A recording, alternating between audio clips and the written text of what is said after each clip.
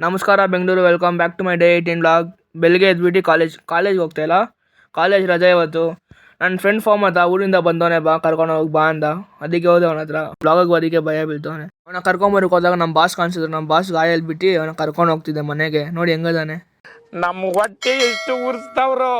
ಆಮೇಲೆ ಅವನ್ನ ಕರ್ಕೊಂಡು ಮನೆ ಹತ್ರ ಬಿಡಕ್ಕೆ ಹೋಗ್ತಿದ್ದೆ. ಅವಾಗ ಮನೆ ಹತ್ರ ಹೋದಾಗ ಅವ್ನ ಗಾಡಿ ಸ್ಥಿತಿ ನೋಡಿ, ಬಾಬಾ ಓಡಿಸ್ತವನೆ, ಚೆನ್ನಾಗಿ ಬೈಕೊಂಡು ಓಡಿಸ್ತವನೆ. ಆಮೇಲೆ ಅವನ ಬಿಟ್ಬಿಟ್ಟು ಮನೆಗೆ ಹೋದೆ. ಎಕ್ಸಾಮ್ ಇದ್ನಲ್ಲೇ ಓದ್ಕೊಡ್ತಿದ್ದೆ. ಅವ್ರು ನನ್ನ ಫ್ರೆಂಡ್ ಫೋನ್ ಮಾಡ್ದೆ, ವೀಡಿಯೋ ಕಾಲ್ ಮಾಡಿಬಿಟ್ಟು. ಅವನು ಸುಮ್ಮನೆ ತಮಾಷೆ ಮಾಡ್ಕೊಂಡಿದ್ದೆ, ಅವ್ನು ವೀಡಿಯೋ ಎಲ್ಲ ಮಾಡಿಬಿಟ್ಟವನೆ. ನೋಡಿ ಗೈಸ್, ನೆಕ್ಸ್ಟ್ ರ್ಯಾಪರ್ ಇವನೇ. ಓದು ಅಂದರೆ ಓದು ಅಂತ ಓದಲ್ಲ, ಈ ಥರ ನಾಟಕಗಳು ಮಾಡ್ತಾನೆ. ಆಮೇಲೆ ಸಂಜೆ ಮನೆ ಹತ್ರ ಎಲ್ಲರೂ ಬಂದರು. ಸ್ವಲ್ಪ ಟೈಮ್ ಪಾಸ್ ಮಾಡ್ಕೊಂಬರೋಣ ಅಂತ ಹೋದೆ ಅವ್ರ ಹತ್ರ. ನೋಡಿ ಅವ್ನು ರಾಮ್ ರೆಡ್ಡಿ ವ್ಲಾಗಿಗೆ ಬರೀಕೊ ಒಂಥರ ಆಗ್ತಿದ್ದ ಅವನಿಗೆ.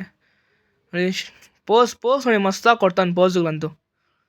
ಓಡೋಗ್ಬಿಟ್ಟ ಕ್ಯಾಮ್ರಾ ಮುಂದೆ ಎತ್ಕೊಂಡು ಹೋದ್ರೆ. ಆಮೇಲೆ ನೋಡಿ ಅಫಿಷಿಯಲ್ ಬ್ಯಾಗೆಲ್ಲ ಹಾಕೊಡ್ತವನೆ. ಫುಲ್ಲು ಏರ್ಪೋರ್ಟ್ಗೆ ಹೋಗುತ್ತಾ ರೆಡಿ ಆಗ್ತವನೆ. ಕ್ಯಾಮ್ರಾ ಆನ್ ಆಗಿದೆ ನನಗೆ ಗೊತ್ತಾಗಿದ್ದ ತಕ್ಷಣ ಬ್ಯಾಗ್ ಎದ್ದು ಮನ ಮೇಲೆ ಹಾಕ್ಬಿಟ್ಟ. ಆಮೇಲೆ ಕೊನೆಗೂ ನೋಡಿ ಫೋಸ್ ನೋಡಿ. ಆಮೇಲೆ ರಾಮ್ ರೆಡ್ಡಿಗೆ ಫುಲ್ ತಮಾಷೆ ಮಾಡ್ಕೊಂಡು ಇದ್ದೆ. ಕೊನೆಗೂ ಫೋಸ್ ಕೊಟ್ಟ.